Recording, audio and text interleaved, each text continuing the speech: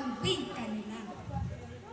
Ilocano, Bisaya, maging ang tausog. Sa wikang ginto, Pilipinas ay busog.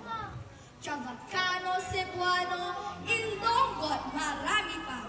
Pagsaluhan, mahalin, bigay ng dakilang lumikha.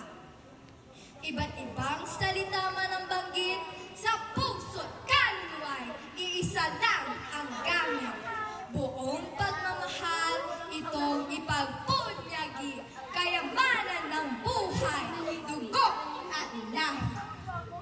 Mayamang kultura, kanyang sinasalamin, makulay na tradisyon, ipinamamahagi din. Wikang pambansa ay wikang panlahat, gamitin ng tama, paglingkod ang tapat. Sa gisag ng kalayaan, sa digal ng katapatan, wikang Pilipino, nooy ating ipinaglaban. Naway ingatan at laging alagaan, lubos na mahalin, kailanman, wag pabayaan. Wow!